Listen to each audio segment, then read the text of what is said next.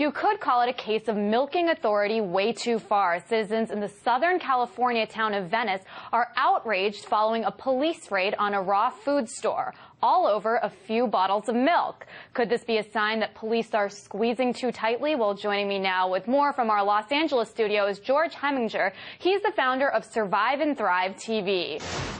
So, George, what the heck is going on over there? Do police have nothing better to do in LA than raid organic food stores? Well, the Los Angeles Times broke this story, and what's shocking about this story is that police officers are going into this grocery store. It's a co-op organic raw food store, guns drawn. And we put this up on Survive and Thrive TV, and it's basically created a firestorm on the internet. People are really, really shocked that the police and the district attorney don't have anything better to do but to harass local cooperatives, engaging in sharing food. Right, yeah. It's pretty shocking. Our viewers are getting a chance to kind of see that video right now, and it is pretty shocking stuff. I mean, you're seeing the police here with their guns raised like they're about to, raid some sort of drug house or something like that. I've heard of fights over a lot of things in the past year. We talk about immigration, healthcare, the war in Afghanistan. But tell me about this battle over organic foods that's brewing. I mean, why are people getting so fired up about this? Well, what's happening in this country is big agricultural business, large corporations see these co-ops as a threat.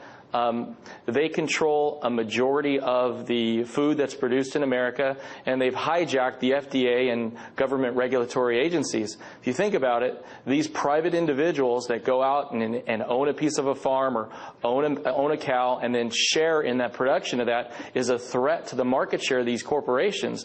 They don't fit into the corporate model. Therefore, they must be destroyed, apparently.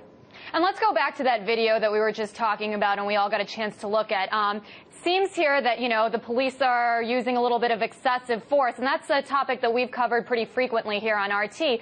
But tell me why it's necessary for the police to swarm in with guns for an assignment like this. And, I also want to point out that this isn't the first time the LAPD have made headlines for doing something dramatic. I mean, why is that? Can you talk a little bit more about their reputation and why incidents like this seem to repeatedly happen? Sure. I mean, what's involved here is more intimidation tactics by the police. That's what I believe. It wasn't necessary to go in here, guns drawn. I mean, this is a regulatory event. This isn't something where you need to be pointing guns at people. I spoke with the owner of Rawsome, and he was really shocked when he first saw this footage. In fact, a lot of people online are thinking this is a burglary or some other type of event. They don't even believe that it's an actual, the situation that presented itself in the Los Angeles Times.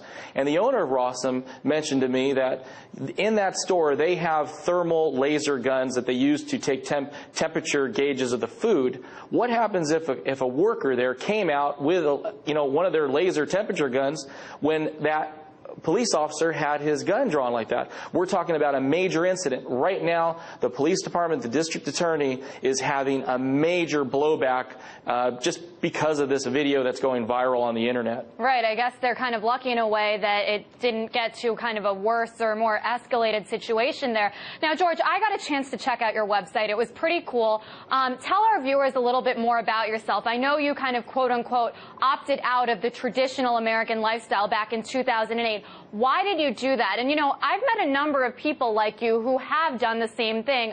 Some call themselves preppers, others call themselves survivalists. When you see incidents like this one that happened in LA, does it reconfirm to you that you made the right choice to kind of abandon mainstream America? Well, mainstream America won't be able to continue to operate the way we're going. I mean, once again, the big corporations have control of the regulatory agencies, and they want people to fit in this corporate model where they can be regulated and controlled and taxed. And the biggest threat that the government and these big corporations have to them are people getting together locally to share food, share resources, and that's what I try to promote on Survive and Thrive TV. That's what's so shocking about what the kind of the crackdown on this type of behavior is. This type of behavior of sharing preparing food and getting back to natural, unprocessed food needs to happen. Because, you know, I mean, as we're seeing... I think that what you're saying makes a lot of sense, and unfortunately we're out of time right now, but it's very great, and you know, that you were able to get your hands on that video and kind of share it with everyone. That's George Hemminger, founder of Survive and Thrive TV.